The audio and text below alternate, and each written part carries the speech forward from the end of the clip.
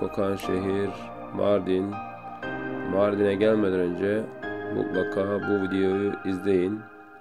Nerelere gezmeniz gerektiğini anlatmaya çalıştım. Mardin merkezde gezeceğiniz yerler: Mardin Tarihi Evleri, Mardin'in Kalesi, Ulu Camisi,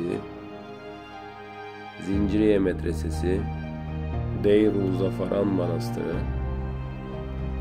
Kasımiye Medresesi, Mardin Müzesi, Meryem Ana Kilisesi, Sakıp Sabancı Müzesi, Mardin Kırklar Kilisesi, Latifiye Camii, eski PTT binası, Şehidiye Medresesi, Şehidiye Camii, Midyat Konukevi, Midyat Mağaraları, Estel Kent Müzesi, Cevatpaşa Camii, Midyat'ın Tarihi Evleri, Turabdin Platosu, Mor Gabriel Manastırı, Midyat Kilitli Dereiç Köyü, Kafru Pizza Köyü, Zaz İzbırak Köyü, Mor Evgin Manastırı, Mor Hobil Manastırı,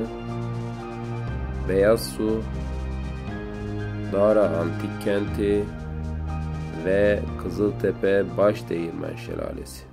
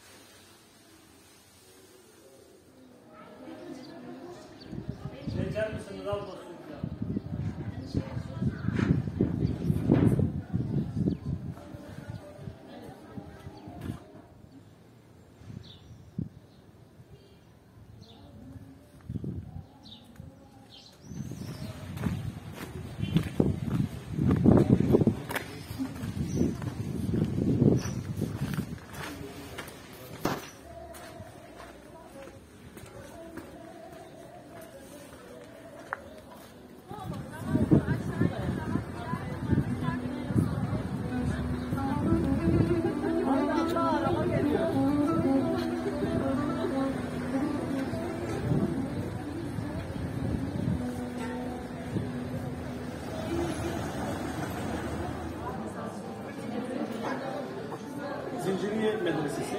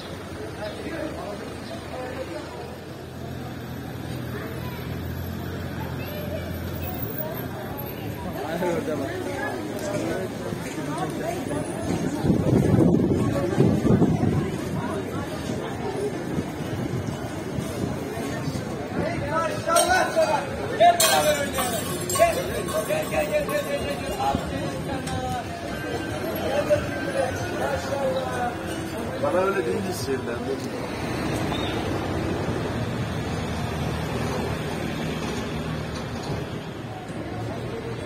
انت ما تطلع مع الفرد انا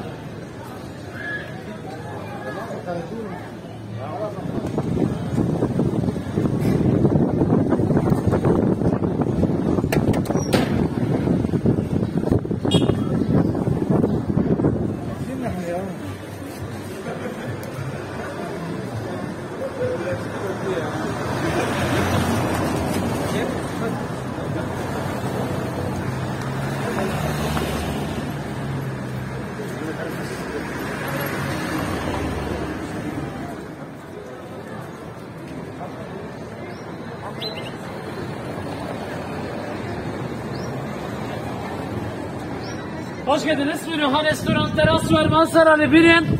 Mardin yöresel yemekleri, mahalli yemek, buyurun.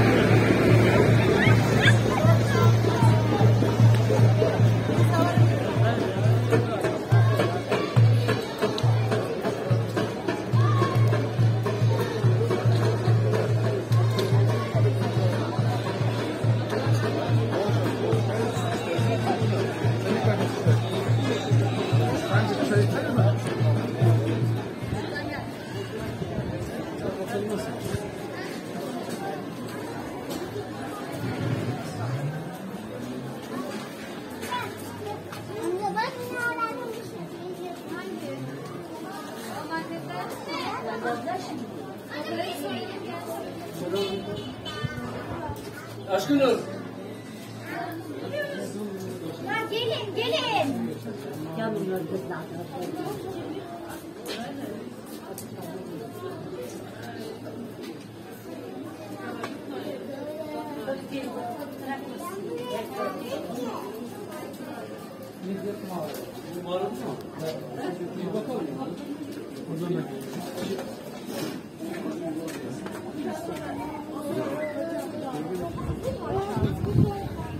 Kalau hiç veriyor var. Vakit falan kayna.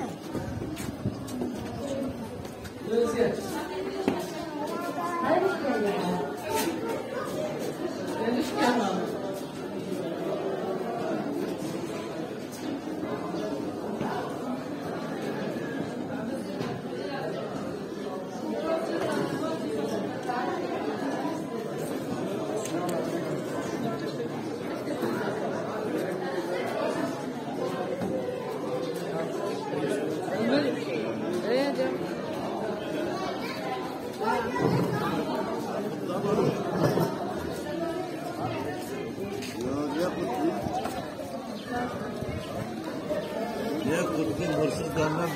Hırsız diyen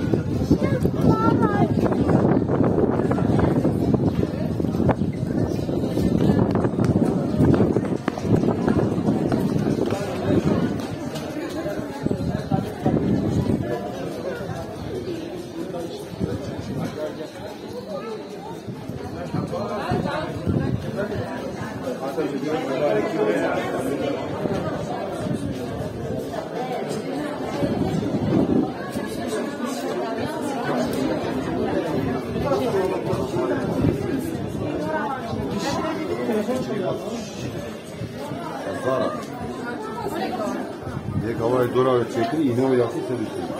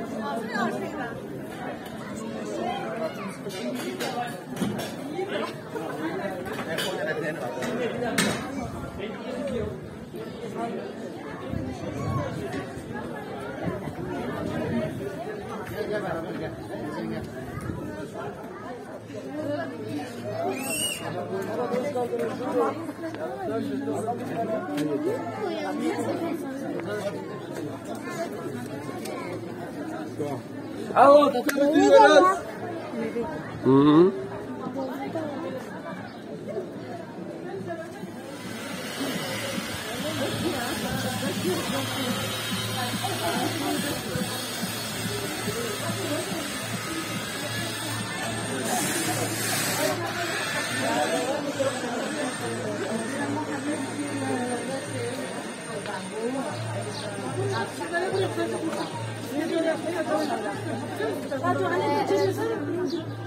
Ömer, teyze ona bakıyor.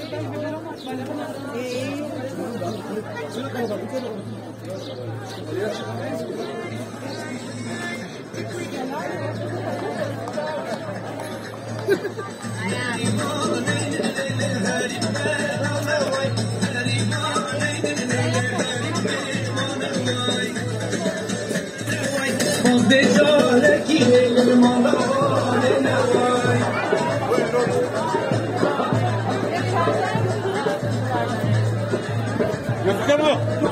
Kim anladık ya?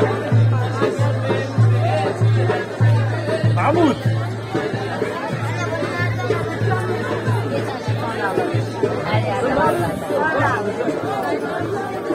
Hayır, burada da kısa yapıyorum. Daha da çıktık yukarıya. Kaleye doğru gelsin. Kaleye doğru gelin, kale. Oradan ayrılışlara gelsin. İyi, ayaklar.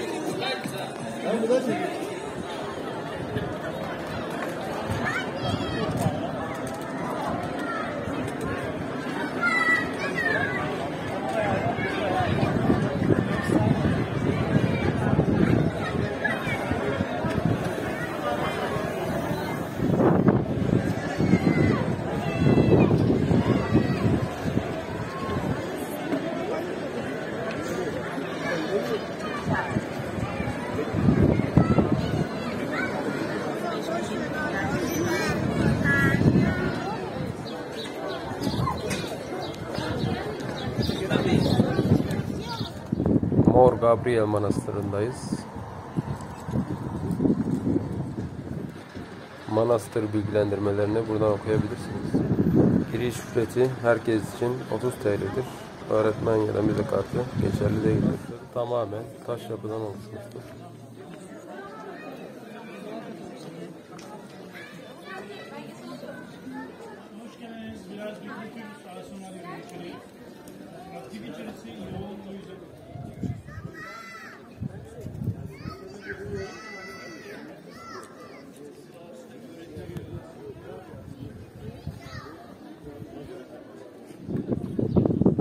Manastırı bireysel olarak gezemiyorsunuz. Toplu bir şekilde rehber eşliğinde içine gezdiriyorlar.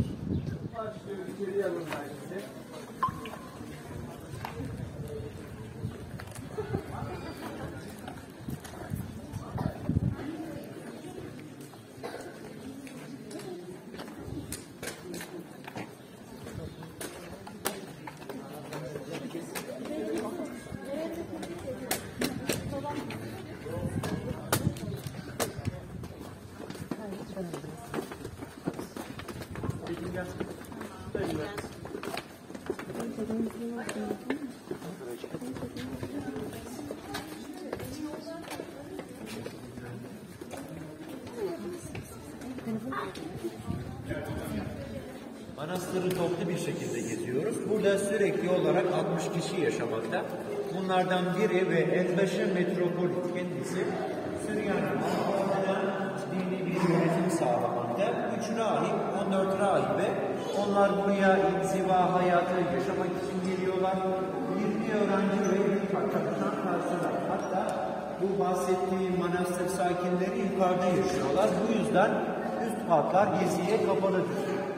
Biz alt katlarda 4 tarihi bina göreceğiz. Şu anda bulunduğumuz bölüm ise manastırın en eski binasıdır. 397 yılında manastırın inşasına burada başlandı. Yani bu binanın, bu kompleksin 1626 yıllık bir geçmişi var.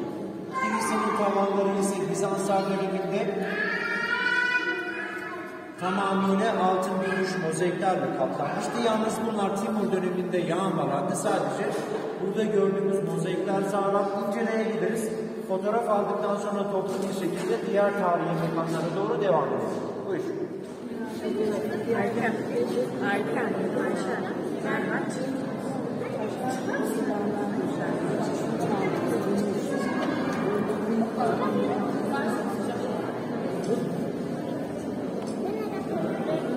Sağ taraftan giriş yapalım.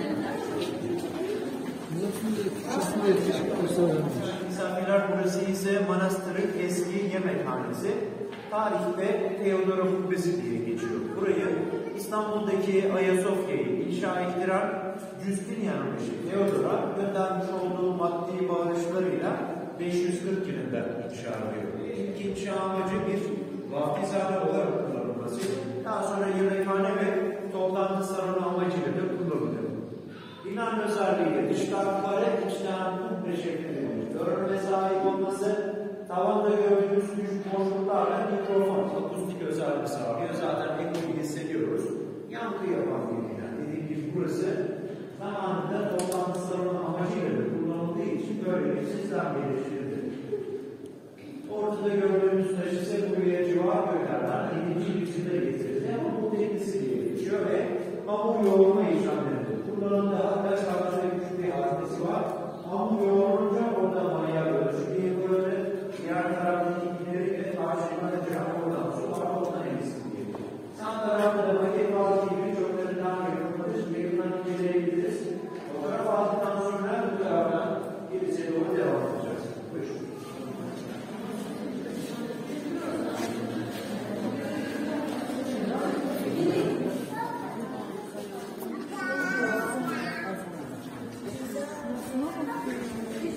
Geldim bebeğim.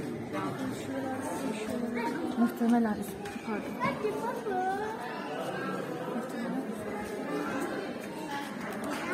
Haftada 3 defa, çarşamba, cuma, özellikle pazar sabahları ayin amacıyla kullanıyoruz. Fakat kutsal bir bölüm olduğu için her Süryani'leri geçemiyor. Yalnızca Süryani il adamları ve onların yardımcıları dediğimiz diyakonlar. Partiye bakınca da ortada gördüğümüz kırmızı kitap İncil Süryanice alfabesiyle yazıldı. Süryanice hem kendi aramızda hem dualarda hala kullandığımız aktif bir dildir. 27 harften oluşur. Sağdan sola yazılır, okunur. Arapça ve İbranice'de olduğu gibi zaten bu sayelerin düştüğü aynı kökenin sahip oldukları için hem fonetik olarak hem alfabe açısından benzer dillerdir. Sağ tarafta dua işlerimine açık bırakın. Yakından yazıları inceleyebilir. Şöyle 3 parça göstereceğim size. Size göre sol taraftaki perdede İsa'nın doğumu simgelendir. Sağ taraftaki perdede İsa'nın çarmıha gerilişi, ortadaki perdede ise İsa'nın mezardan dirilişi sembolize edilir. Bahsettiğim Süryanice yazıyı burada görüyoruz. Seslendirebilirim. Triumphit, Moran ve Kato. İsa'nın dirilişi manasına gelen Süryanice bir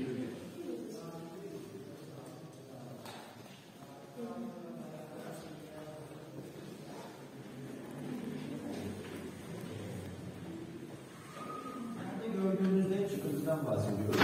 Buradaki en önemli asırlardan manastıra 7. yüzyılda geliyor. Buraya birçok yönden en parlak dönemini yaşattığı için vefatından sonra manastır halkı ismini buraya veriyor. Mordaviye'nin mezarı. Ayaklar altında en alt seviyede basit bir mezarı vasiyetinde bizzat koyulduğu için tevazu sahibi bir insan olduğu için onu toprağını görüyoruz. Mezarı özellikle açık bırakılmış. İsteyenler elini sürebiliyor, temas edebiliyor. Bereket, şifa bulmak amacıyla. Yaşadığı dönemde ve sonrasında hastaları iyileştirmiş şifacı bir insan olduğu için günümüzde de böyle bir gelenek devam ediyor. Ayrıca şu anda bulunduğumuz mezarlığı aktif olarak kullanmıyoruz. Sadece cumartesi günleri ziyaret amaçlı. Vefat eden bir adam olursa da yukarıda göstermiş olduğum boş otobüsler hedefine alınır. Diğer tarafta da yerde Mor Samuel'in mezarını göreceğiz. Kendisi buranın kurucusuydu ve buradaki en eski mezardı. 409 yılında defnedildi.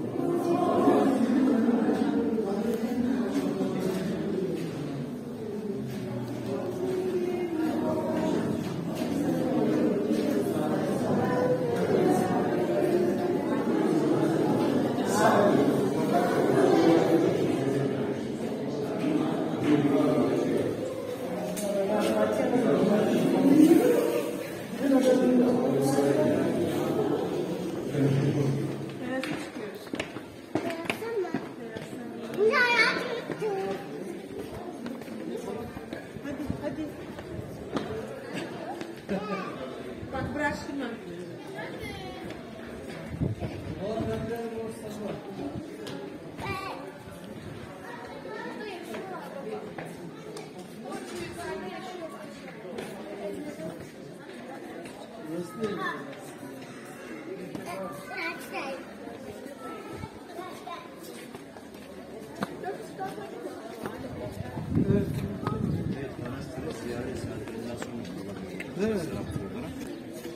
O zaman inzivadalar şu an değil mi? Şu an öyle çalışıyorlar.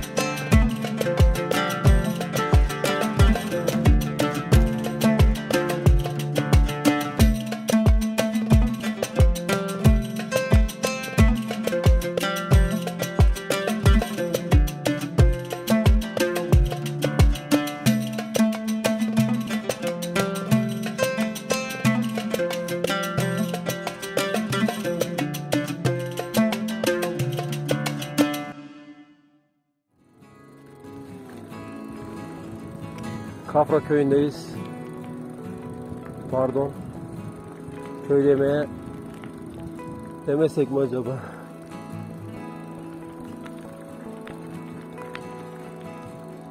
Veya köy demek biraz ayıp oluyor. Mükemmel bir mimarisi var.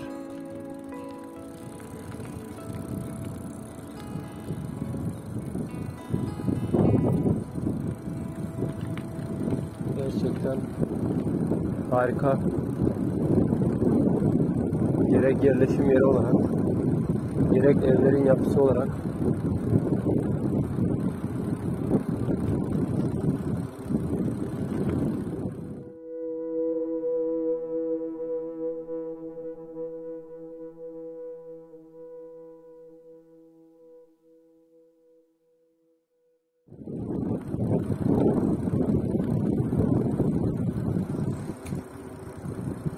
...2000'li yıllardan sonra gelen Süryaniler evlerini taş yapıya uygun olarak yaptırmış. Kafo pizzacısına da geldik.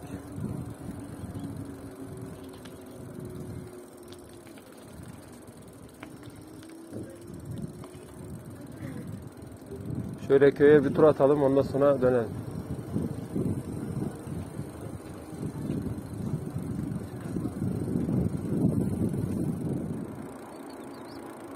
Burası mezarlıkları kapatmışlar.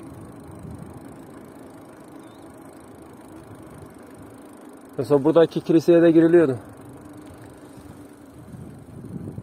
Şuradan dönelim.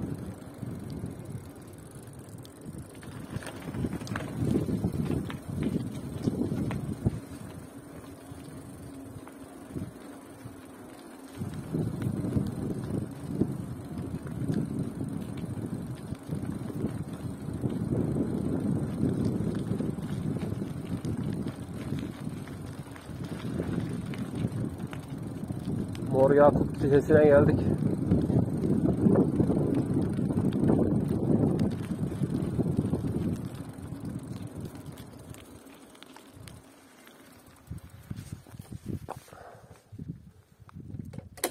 Burası da Mor Yakup Kilisesi.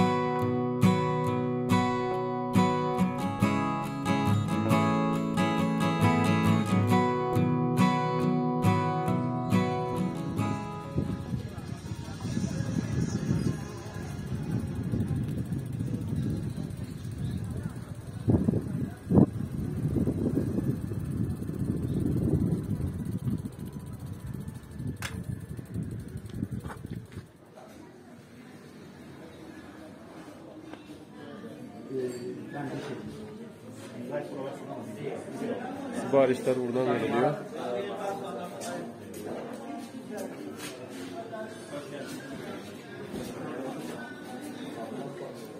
Otantik bir iç mekan. Güzel bir tasarımı var.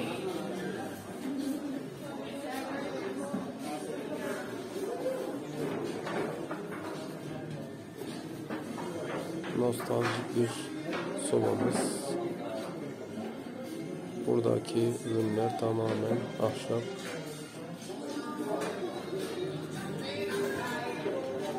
Burası da dış mekan. Dış mekan da gayet ferah, güzel bir yer.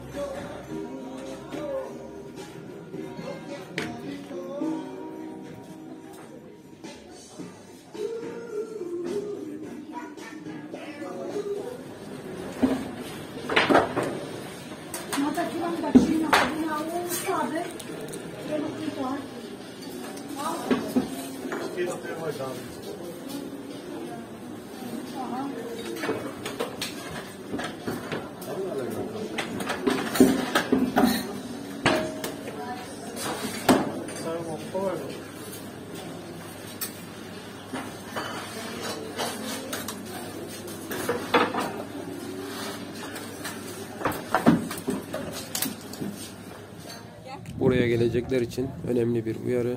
Pazar ve pazartesi günleri kapalı.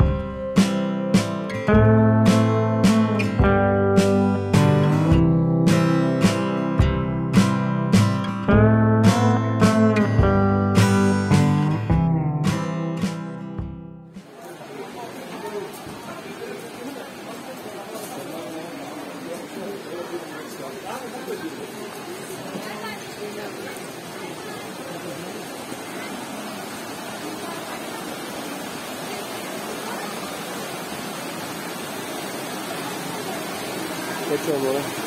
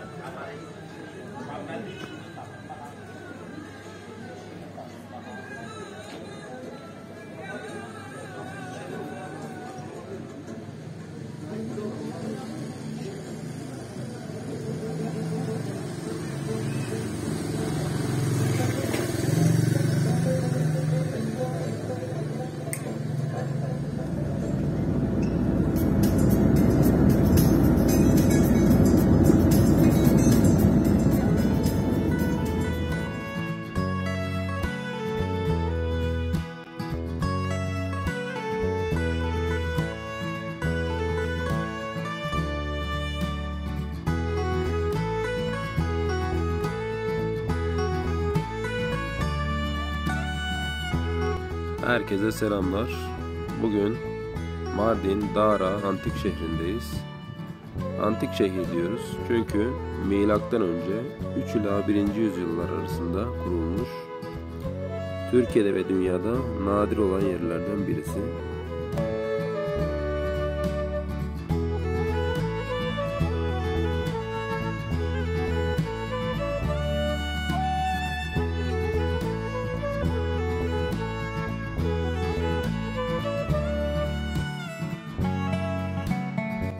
Dara konum olarak Mardin'e 35 kilometre, Kızıltepe'ye 40 kilometre, Nusaybin'e ise 20 kilometre mesafesi var.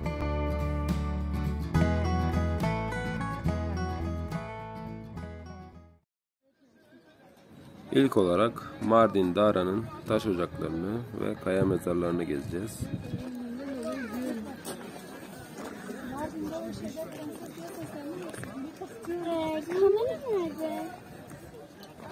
Dara Antik Şehri, Pers Kralı 3. Darius tarafından ismini almıştır. Şu an bulunduğumuz bu bölge Dara'nın taş ocağı bölgesidir. Ana kayayı yontarak taşları bu bölgeden çıkarmışlardır. Çıkarılan bu taşlar Dara'nın mimarisi için kullanılmıştır. Taşların kesimi ile düzgün dik cepheler oluşmuştur kayalarda. Kayalarda oluşan düzgün ve dik cephelerde kayalar yontularak, oyularak mezarlar yapılmıştır. Pagan kültürünün etkisiyle ölüler bu mezarlara gömülüyordu. Dünyada ve Türkiye'de bu kaya mezarları mezarların ilk örneğidir. Dağra Antik Şehri'nde 3 tip mezar çeşidi vardır. Bunlardan birincisi kaya tipi mezarlar, ikincisi lahit tipi mezarlar, üçüncüsü basit sandıka tipi mezarlardır. Burada gördüğümüz mezarlar günümüzde de yaygın olan basit sandıka tipi mezarlar. Kayalara oyulmuş yerler ise kaya tipi mezarlar. Buralar önceden taş ocağı iken zamanla Dara'nın mezarlık kabristan haline gelmiş. Yukarıda görünen mezar Dara'nın en eski mezarı. Taş ocağında taşlar yukarıdan aşağıya doğru çıkarıldığı için ilk mezarlar yukarıda, sonraki mezarlar aşağıya doğru inmiş.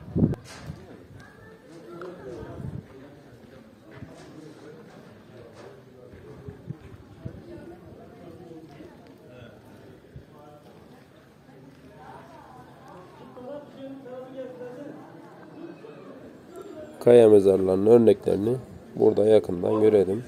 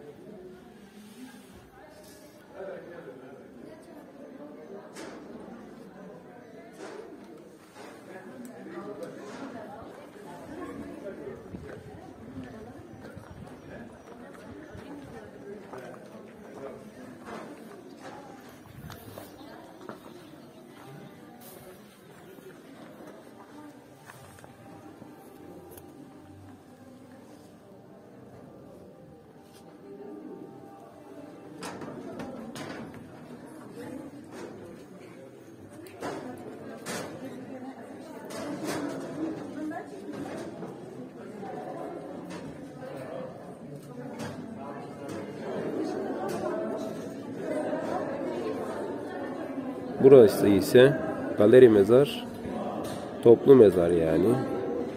Normalde şu bölümde çökme olmasaydı orası da bir kattı. Toplam 3 kattan oluşuyor. Her kat ayrı ayrı ve belli bir dönemden sonra toplu mezar yani herkesi buraya gömmeye başlamışlar. Ana kaya yontularak tek kaya üzerinde toplu mezar yapılmış. Gerçekten muhteşem bir yapıt. Galeri mezarının birinci katında da görüleceği gibi iskelet sisteminin kemik parçaları çok net bir şekilde görünüyor.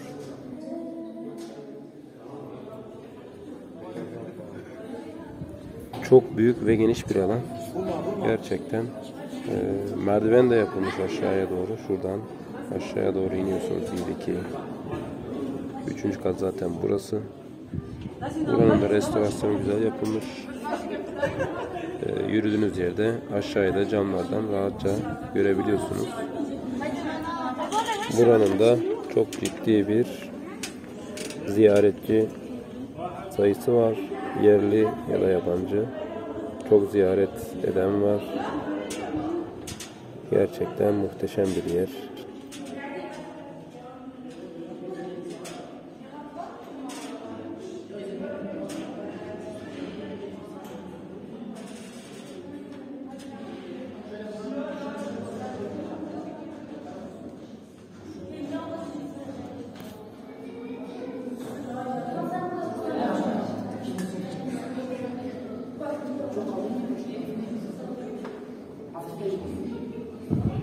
Bu kısımda belli dönemlerde de ölülerin yakıldığıyla ilgili bir rivayet var. Ve buradaki bacada ölülerin yakımından çıkan dumanın isim buradan çıktığı yönünde. Bir kaya parçasının oyularak bu kadar geniş alanda, bu kadar güzel bir alan oluşturmaları gerçekten harika. O dönemin şartları düşünecek olursak gerçekten muhteşem. Evet, şimdi geldik kilise, zindan ve sarnıç. Buranın 3 tane ismi var. 3 tane isminin olmasının sebebi 3 dönemde farklı ırkların kullanması. Hristiyanlar kilise olarak kullanmış, Araplar zindan olarak kullanmış. Dara yani Darius döneminde ise burası sarnıç olarak kullanılmış. Sarnıç aynı zamanda su deposu demektir. Burası su deposu olarak kullanılmış. Gerçekten muhteşem. Göründüğü gibi yerden yaklaşık yüksekliği 30 metre var. Muhteşem bir yapı, yani böyle bir şey beklemiyordum. İşin ilginç tarafı, bu yapının üzerinde de günümüzde kullanılan bir ev var. Ve bu evin altında böyle bir yapının olması gerçekten ilginç. Az önce gezmiş olduğumuz taş ocağından çıkarılan o büyük taşlar buranın sarnıcın inşasında kullanılmış. Gerçekten çok büyük taşlar. Yani her biri 1 ton, 1,5, 2 ton ağırlığında olan taşlar buranın inşasında kullanılmış. Yani yaklaşık yerden yüksekliği 30 metre. 30 metrelik koca sütunlar ve bu koca sarnıç inşa edilmiş. Ve burası su deposu olarak kullanılmış. İlk başta bura şehrin suyunun depolandığı alan. Bu sarnıcın nasıl inşa edildiğini araştırdığımızda burası Dara'da yerin altına inşa edilen tek yapı olduğunu, ilk önce buranın kazılarak topraklarının çıkarıldığı, sonra kademe kademe taş parçaları konuldukça toprakla doldurulduğu, sonra tekrar kaya parçalarının üzerine konulduğu ve tekrar toprakla kaya parçalarının seviyesine gelecek kadar doldurulduğu, bu şekilde en üst seviyeye kadar ulaşıldığı söyleniyor. Mesela bu kısım buranın sarnıç olarak kullanıldığında su basıncını dengelemek amaçlı suyun buraya aktarıldığı bölüm. Su yukarıdan bu bölümden aşağıya doğru aktarılıyor ve bu yerden, bu kapıdan sarnıcın içine doluyor. Ve bu şekilde su basıncını dengeli bir şekilde sarnıcın içine bırakmış oluyorlar. Gerçekten muhteşem bir düşünce. Bu sarnıçların, yani su depolarının yapılmasının temel sebebi özellikle savaş esnasında depolanan suyu kullanmak. Savaş esnasında düşman askerleri şehre giren suyun önünü keser ve şehrin direncini kırar. Bu şekilde şehir daha kolay fethedilirdi. Bu sarnıçlar sayesinde şehrin su ihtiyacı buradan karşılanıyor ve direnci kolay kolay kırılmıyor. İstanbul'da da buna benzer yere batan sarnıcı var. Sarnıcın en dip noktasında, yani en aşağı kısmında böyle bir oyulmuş kaya parçası var. İşte bu kaya parçasının içinden Dara kentine su veriliyordu. Yani buradaki depolanan su bu kısımdan şehre dağıtılıyor ve bu şekilde bir döngü sağlanıyor. Gerçekten mükemmel düşünülmüş, mükemmel yapılmış bir yapı. Yüksekliği bayağı yüksek ve yani atmosferi burada yaşıyorsunuz. Gerçekten buradaki ihtişamı bunun içine girince yaşıyorsunuz. Eğer Mardin'e, Dara'ya gelirseniz mutlaka buraya uğramanızı tavsiye ederim. Bu kısım ise Agora Caddesi olarak geçiyor. Agora Caddesi Dara'nın en meşhur caddesi. Taş bloklardan oluşmuş, caddeleri geniş ve düz bir zemin oluşturulmuş. Buranın sol tarafı dere aktığından dolayı burada yine taş bloklardan köprüler yapılmış. Üç gözlü köprü yapılmış oraya. Dara'nın temel su ihtiyacı, hayvanların su ihtiyacı bu dereden karşılanıyordu zamanında.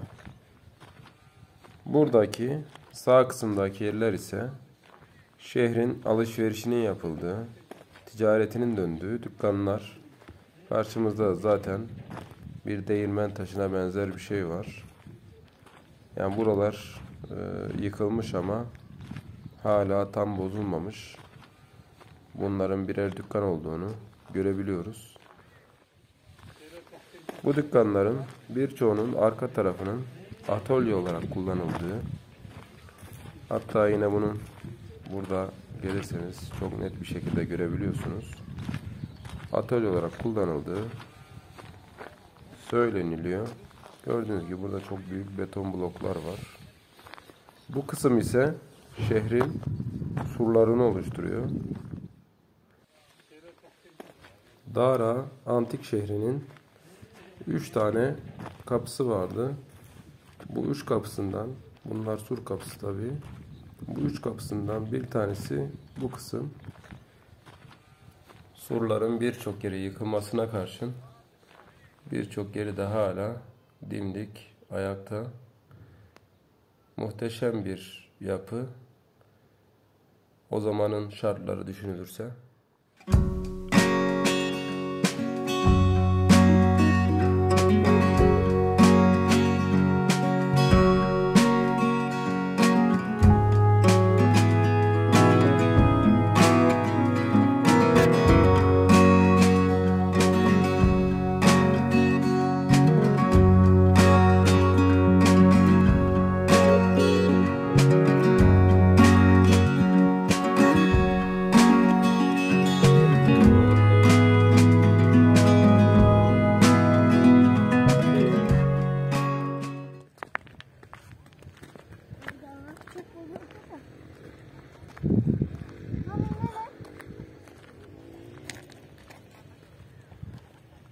Şu ilerisi.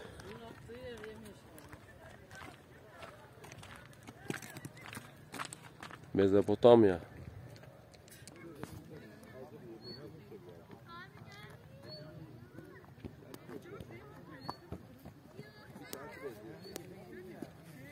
Metin.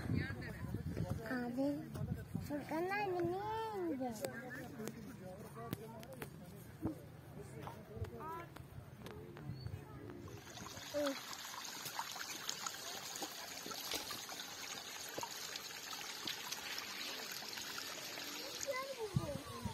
Betül tut şu sopayı, şimdi açacağım atlarla. Orada kağıt yapmam.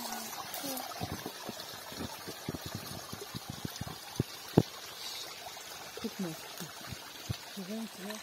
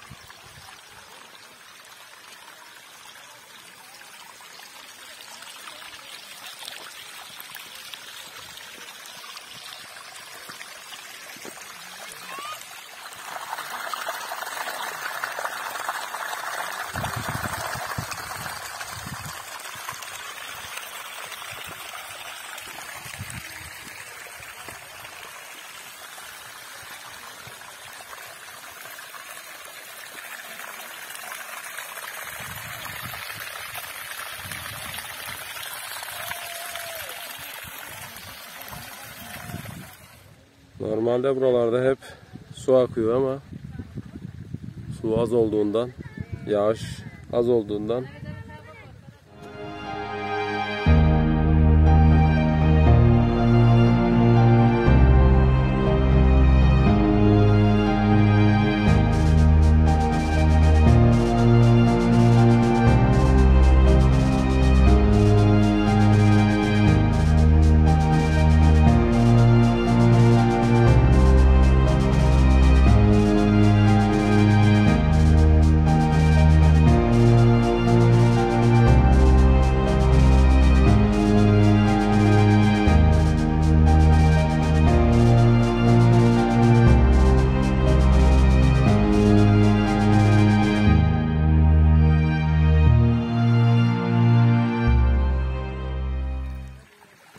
o görkemli şelaleden sadece bu kadar su kalmış.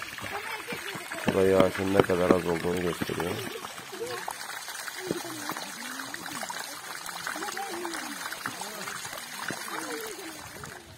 Normalde buraların her yerinden şarıl şarıl suların akması lazım. Yağışın azlığından dolayı maalesef görüntü bu şekilde. Bu sefer o gür şelaleyi bulamadık. Burayı görmek isteyenler için önemli bir bilgi vereyim.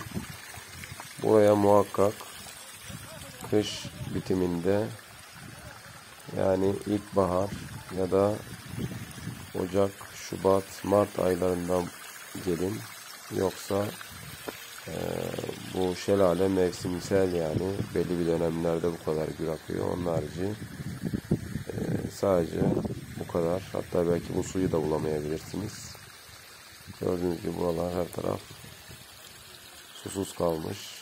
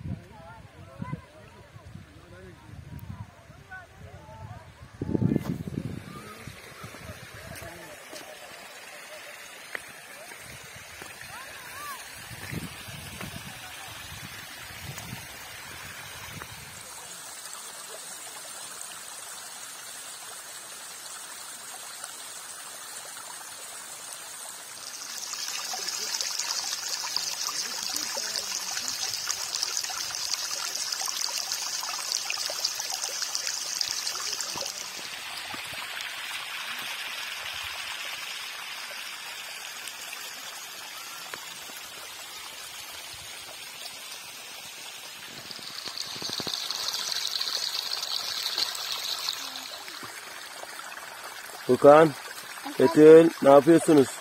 Oyun oynuyoruz. Ne oyunu? Slime.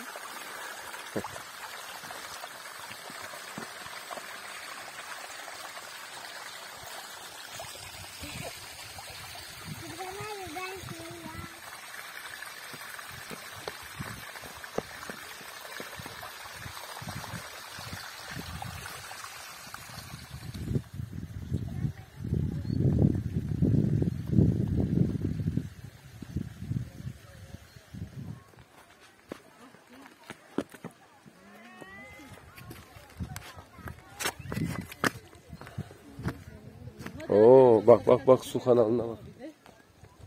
Gitme, daha tehlikeli yere gitme. Burası su kanalı oğlum, bak buradan su aşağı doğru gidiyor. Aşağı inelim. Zor.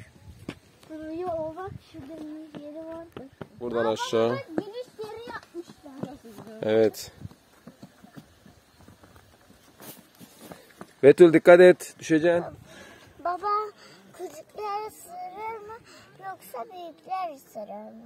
Hiçbiri ısırmaz kızım. Sen onlara zarar vermediğin sürece. Peki elimize gelirler mi? Aa, geldi 2 tane.